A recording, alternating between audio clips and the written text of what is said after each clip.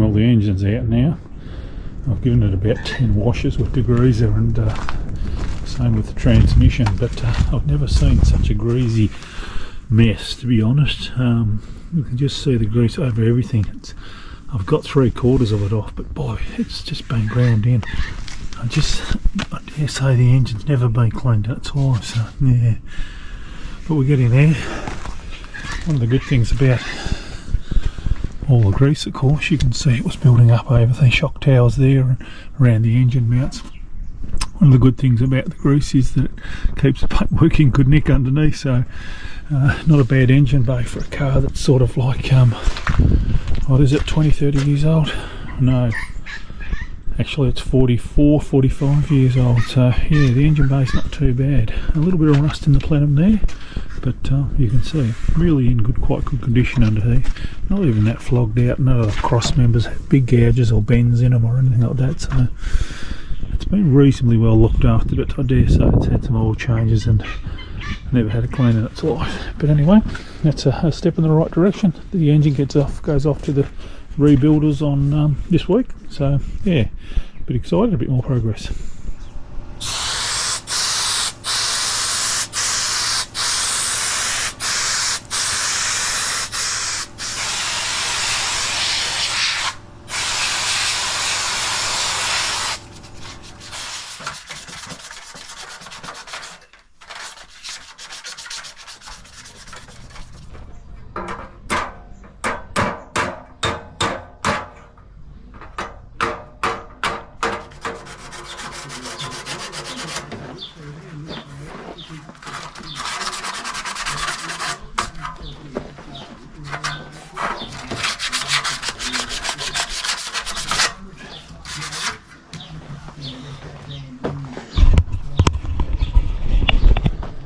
So out enjoying the weather. Today. Bloody beautiful. Good day to get out in the sunshine.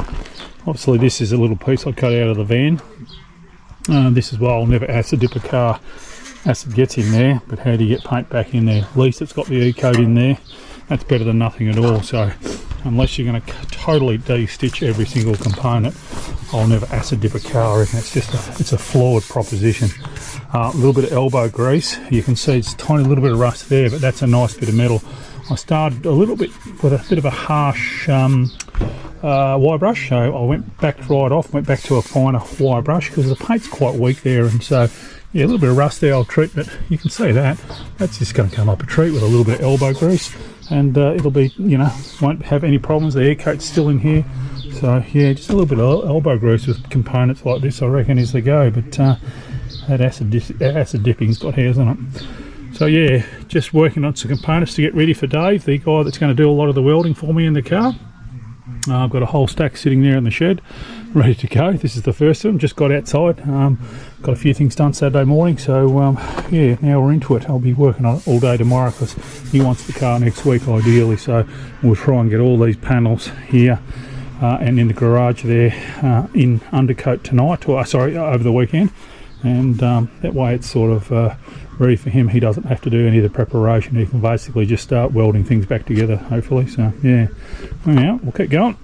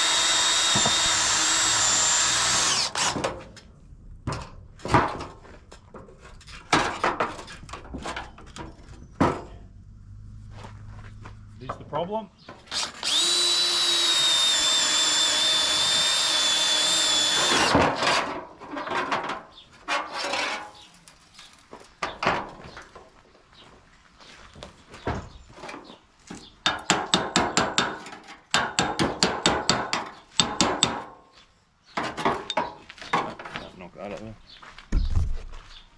Is that for me? No, I just put it there. It's just like static part of the video. What do you reckon? Cheers, big ears.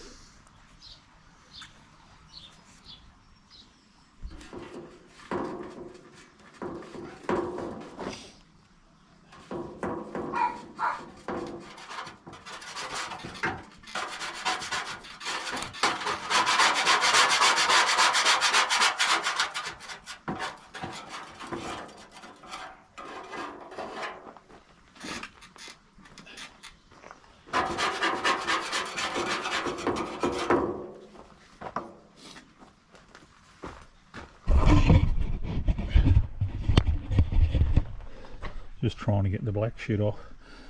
That way I can get the black shit off. I can send it to the sandblaster, and he can do the rest. He'll get all the rust off, and yeah, just a bit of a panel beat and get most of the black stuff off, and off to the sandblasters, and then on to Dave to be welded back in.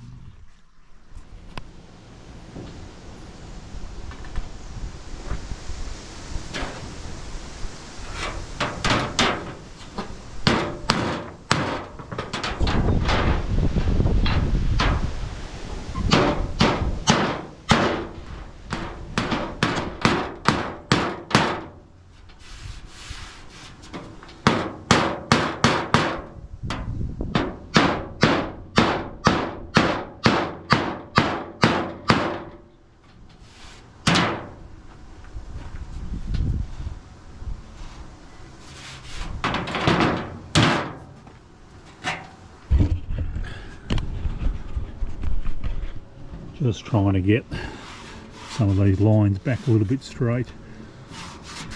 You can see them waving in and up, and they've been flattened a little bit on top. So we're just trying to put a bit of shape to it. Overall, it's not a bad panel. You can buy these new, but when you get the new ones, you don't get the angles, you don't get the guard flares, you don't get the step downs with the panel for the petrol tank panel.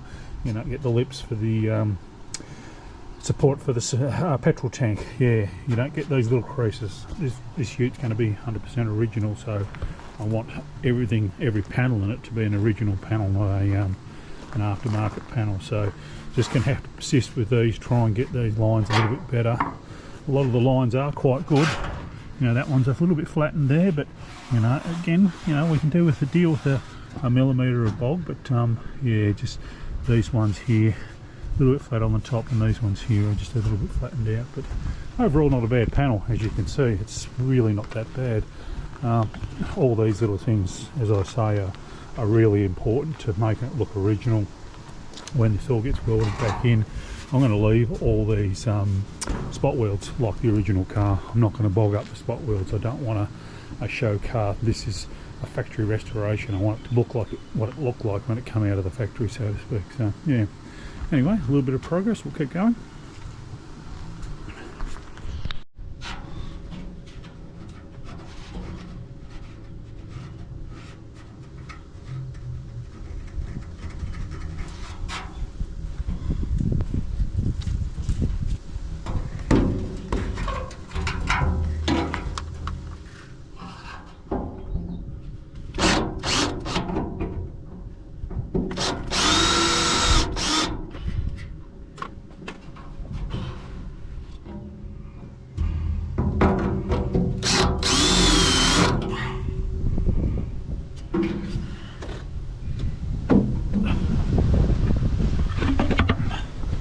Bugger all room under here. This is not fun. Can't wait to put it back together.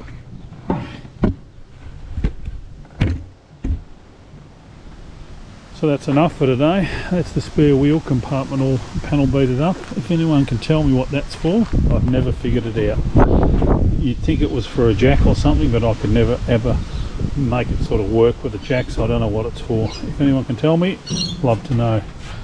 Spare wheel compartment ready to go to the sandblasters now. I want to get the car to Dave's restos as quick as I can. Excuse the mess, guys. You know, always got projects going. Passenger side and driver side floor plans ready to go in. They're virtually rust free, or they are rust free. very good condition overall. So yeah, very pleased with those.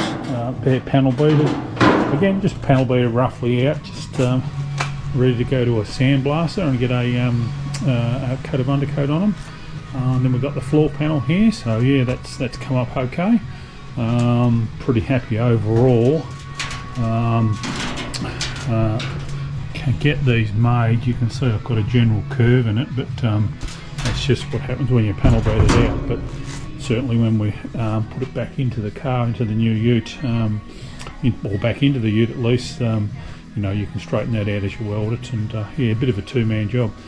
But that's ready for the sandblaster as well too. So yeah, we'll get these panels off of the sandblasters and get them in undercoat, and then we'll you know, get Dave onto it and get in the back of the ute all sorted. That's the main priority at the moment, just get all that back of the ute here all sorted out.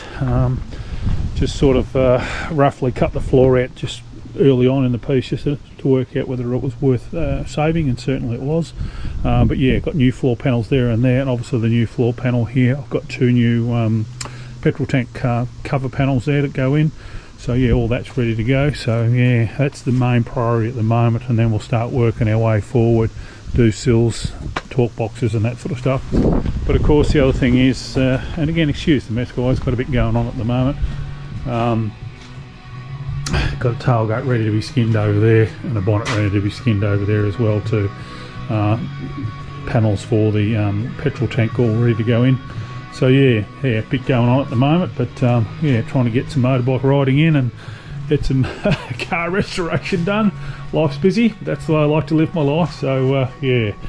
Anyway, guys, we'll wrap it up there. Not much progress overall over the last month. Been working away, but nonetheless, some progress. And yeah, I'll be glad to get the car at Dave's Restos. Planning to build a carport here, so while the car's hopefully at Dave's Restos, we'll get the carport underway. So yeah. Anyway, thanks for watching, guys.